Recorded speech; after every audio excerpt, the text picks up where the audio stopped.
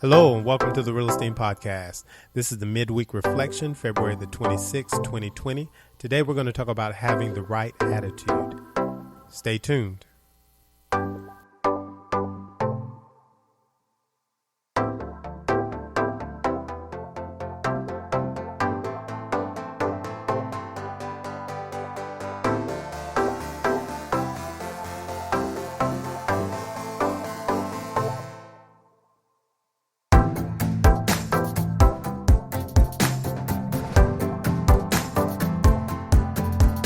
One of the best ways to get through a difficult week, a hard circumstance or situation that may be happening at home, or just a financial situation that's been a burden to you or is overcoming you in a sense. Having the right attitude helps you get through each one of those circumstances a little bit better. Doesn't necessarily change the circumstance, but it will change and affect the way you look at the circumstance. Because when you're depleted and you're depressed or you feel lost or just confused about a circumstance, if that attitude that you have is to take on those characteristics of depression, of confusion, then you're going to feel even worse. If you have the right attitude or a good attitude, you can look at a situation and say to yourself, I'm going to come out of this. I can make it through this just like I've made it through other things. And you can even say, with God on my side, I can do all things through Christ who strengthens me.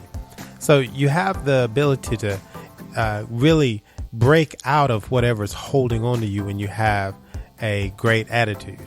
But it's hard to develop that and to consistently maintain it when you have so many different things coming at you. But I promise you, if you learn how to maintain a good attitude, actually looking at circumstances the way God would, to God, everything is small. And it's not that you degrade or deplete the necessity or the importance of whatever is occurring. It just means that you don't put it above God. You don't make it of such high importance that it takes the place of God and becomes an idol to you. Every circumstance that comes in your life is an opportunity for you to do something great, whether it is to get through the trial or situation, or whether it is to actually grow through that process. There's always an opportunity for something great to come out of every situation. Even in good situations, people can have the wrong attitude and mess up the whole thing that they have, the great time that they're having, or the great circumstance. So attitude is so important, and knowing how to maintain the right attitude for the right occasion, the right circumstance is very important for you to do in your life. In Colossians 3:23, it says, whatever you do, work heartily as for the Lord and not for men. One thing is to get your attitude focused on God. How does God want me to react to this? How would he want me to conduct myself in this situation? How am I supposed to maintain this good attitude? Well, God would like you to. So you have to find how is it best for you to maintain a good attitude, to be nice, to be kind, to smile at people, to say hello or good morning or good afternoon, to just be what you want everybody else to be.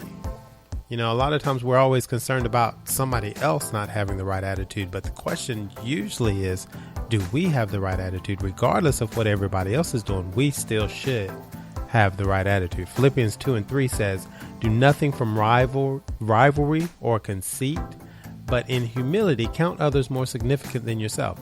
That is a good attitude to have, focusing on others as opposed to yourself. Whatever you sow, that shall you also reap. If you pour in to someone else or someone's child, or you give them a smile, or you tell them to have a great day, or you do something, you go the extra mile for somebody, you pick up something that they've dropped, you do things that signify that your attitude is good and you're going to maintain this great attitude. Well, that can rub off on people. If you allow it to, if you allow yourself to be that way, you have the potential or the opportunity to really give somebody else an opportunity for a better day, because they can change their attitude also if it's not in line. Galatians 5:22 and 23. But the fruit of the Spirit is love, joy, peace, patience, kindness, goodness, faithfulness, gentleness, self-control. Against such things there is no law. If you carry these things around, love, joy, peace, and patience, kindness, goodness, faithfulness, and gentleness, and self-control, you're going to affect somebody around you. I don't care who it is. I don't care how you do it. If you maintain any of those, you're going to affect someone. If you're kind to people, they're going to want to return the favor. Maybe not. Maybe they won't return it to you because you guys are separated and you're not around each other at the moment, but they may return that same kindness to someone else. They may pass it along. If you show someone peace or they see you having joy, it may affect them in the sense that they actually think about love or restore or regenerate the joy that they have. If someone sees you maintain peace regardless of what is happening around you, it's always good when someone sees a true believer go through a circumstance and maintain a great attitude throughout the whole process. That gives them hope that they can learn how to do that also. But if you don't do it, then who will see that can be done? Faithfulness, staying true. People watch us all the time as believers. They watch us to see if we're going to become hypocrites or be hypocritical. So the thing is, you have to make sure that you're doing everything that you should do. Being faithful is a great thing to do to minister to others because they're watching you whether you like it or not. But if they're watching your good works, they'll want what you have. They'll want to know the one who saved you or helped you to become that way. And you can tell them Jesus did it. I hope you got something out of this today. Be blessed, grace, and peace.